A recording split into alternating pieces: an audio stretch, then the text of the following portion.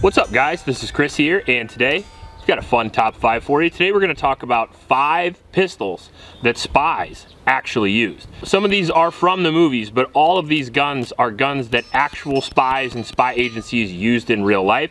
And we're going to list who used it and why I think they did, and then we're going to talk about some of the pros, cons, and specs of the guns and what I think about the guns overall, because I've actually shot all these guns too, and I actually own most of them, which is pretty cool. Now there's going to be quite a variety of guns on this list, but most of them will not be new. A lot of them are going to be old school guns that I've used in many conflicts and have tried and true, and they're going to work. Now before we get into the video, I do want to mention the sponsor of this video, which is the Sonoran Desert Institute. The SDI has been a long-time sponsor of the channel, and we really appreciate them. It's something we really believe in. It's firearms education, and I think that everybody should be educated in firearms, but if you want to work on them as a job, this is the best place to go. You can get an education in gunsmithing, you can get an education in drone technology, and really get schooled on the cutting edge of firearm technology so you can be the one that invents the new H9 or maybe the Alien, and someday I might be shooting your pistol. If you want to do that, maybe start your own company or work for one of your dream companies, this is the best way to get started. Just go check them out, the Sonoran Desert Institute. Now, I wasn't really sure how to order this because all these guns are awesome, all these guns are proven through history, so I just kind of go with them at random. And the first one I'm going to mention is probably the most recent, but it is the Glock 19.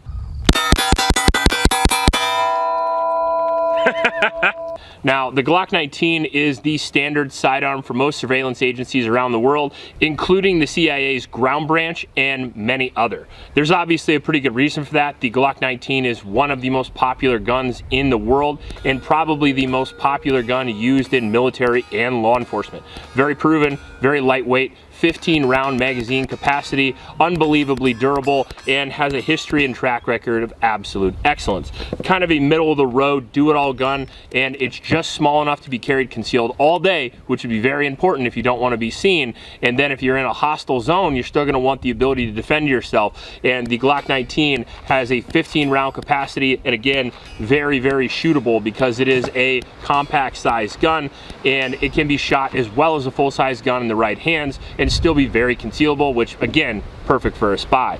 Overall, I think it's a great gun just because of its overall military and law enforcement lineage, but as a spy gun, lightweight and concealable, and still having the ability to get it out and get it into action is paramount. Now, the Glock 19 is a polymer frame striker fired pistol, very similar to most of the other pistols on the market today, although the 19 was the first great polymer gun. So you got to give credit where credit is due, and it makes a lot of sense. It's the standard issue for Ground Branch and many others because it just is the obvious choice. Now, along with being used by the CIA, it's also used in many other special operations community, including Dev Group, Delta Force, and it's an extremely common civilian concealed carry gun as well. So if you're interested in one of these guns from this list to carry for yourself, the 19 is arguably your best choice. And then you can be badass just like your favorite spy. In at number 4, we have probably the most famous spy gun in the movies, but spoiler alert, it was actually used by real spies as well.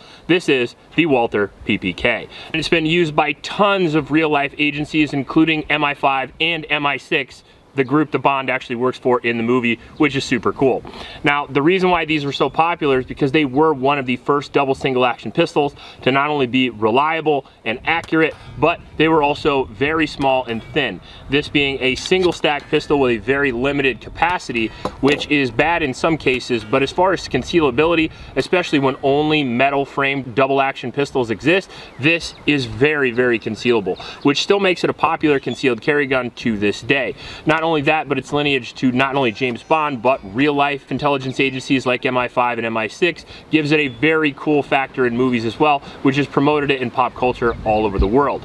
Now, this is a 3-inch single stack 380 pistol that is still useful in concealed carry. So if you're interested in carrying one of these guns with a little bit of style, I would still recommend the Walther PPK. A lot of people wouldn't because they say 380 isn't good enough, but I think it meets the minimum level of penetration. I think you have 7+1. I think the gun goes off almost all the time, and in my testing I shot this at over 100 yards and it was very, very accurate. Whew, this is hard. Yeah, I bet.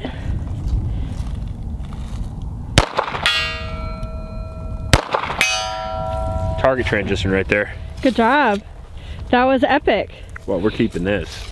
I definitely trust the PPK, and if it's good enough for MI6, it's probably good enough for you. These guns run around the $700 price point to this day. Definitely overpriced for its feature set, but not for its cool factor. In at number 3, we have a gun that I don't have on the table, but I did get to shoot a few times, so appreciate Cal. I really appreciate you for bringing this gun down. This is the pen gun.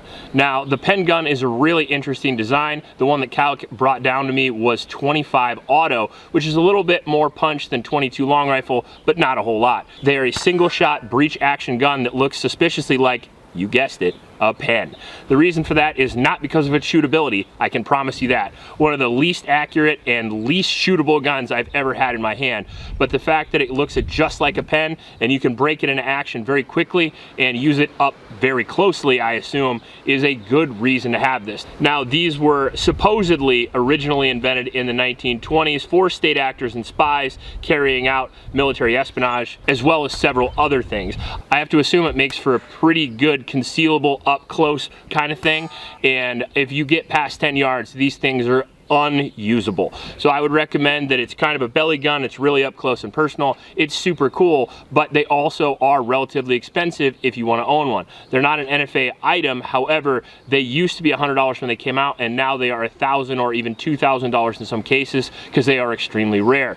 I would also recommend be very careful when you shoot them because it's very easy to get out of control with the gun. There's no grip on it whatsoever. The trigger is very hard to use, and it's really easy to get your hands up near the barrel, so make sure you keep with all those firearm safety rules if you are going to shoot one.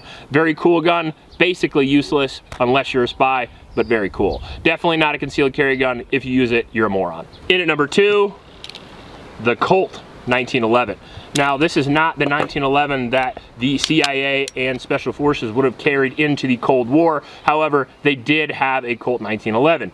Theirs would have been more like a 45 government issue, and mine is a beautiful gold cup in 9mm. Now, this gun is still the brand and the make and model of the gun itself. It would have been a single stack 7 to 8 round 45 ACP with a 5-inch barrel, steel sights, and a single action design. The reason why these were carried is because they were the standard issue military pistol of the United States Army for a very long time and during that period. So it makes sense that the people that moved on from the regular Army to Special Forces and then started working for the CIA would want to carry those pistols. It's also very likely that magazines and everything would be available. Now, it is a big 45 steel frame gun, but also the 1911 is very concealable because it is single stack. It is very thin and you can keep it very close to your body and people can't see it very well. And then when you get it out, it is still a very useful, very lethal platform that you can use for offense or defense if you are a spy. On top of that, if you screw a suppressor to a 45 ACP, they are extremely quiet. Most 45 comes out subsonic, so you'll make very little noise with your Hitman gun. Hitman, the video game, uses the Baller 1911 with a suppressor on it. It's all I can think of when I think of like the CIA using the 1911. I also have to mention that the 1911 is probably the coolest looking gun of all time, at least for me. It is also my favorite gun, so it is very awesome for me to put it on this list. Now, there's only going to be one honorable mention to this, the Makarov, just because I feel like it's hard to mention the PPK and maybe the 1911 without mentioning the other side of the Cold War using the Makarov. I don't have one, and I've never shot one here on the channel, so I don't have footage of it, or I could have put it on this list. But just keep in mind that the Makarov was one of the most used guns by spies in the world. However, I just don't have one here with me. If you want to see one on the channel, let me know in the comment section below. That being said, let's get right to number 1, and certainly the coolest spy gun of all time, the MP5K. Now, the MP5K was used by the German GSG, they were used by MI6, they were used by the CIA. Probably the coolest variant used during the Cold War was probably the briefcase gun. If you guys are familiar with that, there are briefcases that you can stick these in that you can shoot with a trigger on the handle of the briefcase. Very, very cool. And I don't know if I could ever get one of those, but that would be a cool thing to have on the channel. But I do have an MP5K, a real one that says HK2, which is pretty sweet. So that's cool enough for me. Now, the reason why these were used seems obvious. Sometimes you want a little bit of a force multiplier, you want the ability to have more rounds on tap, you want the ability to have a sturdier, more accurate platform, and the MP5K was the best of the best of the subguns for a very long time. Reason being is it only has a 5-inch barrel. It takes a 9mm 30-round magazine. It's very, very modular. It's very light and very small. So you can keep this under a jacket, you can keep it in a backpack, you can keep it in a briefcase like I mentioned before, and you can have it on you all the time without anyone knowing that you have a 30-round subgun in your pocket. And I think that's pretty awesome. Now add to the fact that the MP5K is certainly one of the most accurate and reliable and soft shooting submachine guns of all time. It not only do you see these in use with Spies, but you see them in use pretty much everywhere somebody needed a PDW during the time of the Cold War and beyond, even still to this day. So out of all of these guns, if you were in a tight spot, I'd probably err toward the MP5K. Now it's too big to carry on you all the time if you are a civilian, but I imagine if you are in a foreign country where people don't want you there, it makes you feel all warm and fuzzy inside. The MP5K is also very expensive if you're looking to get one. This is an SBR version, which obviously takes some time, some money, but on top of that, the standard SP5K that you can get in the United States is well over $2,000. So if you're looking to get any of these guns on the cheap, I would recommend getting after that Glock 19 and maybe avoiding H&K altogether.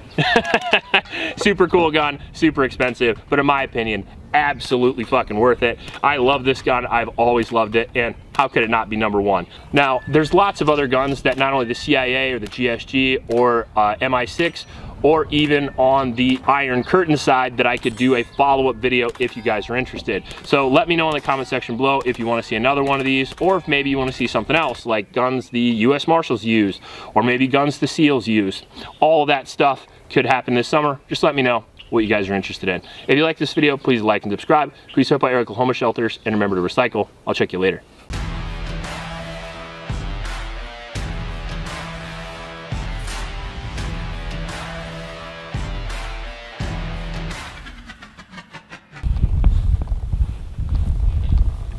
Okay. And warm. Should we go?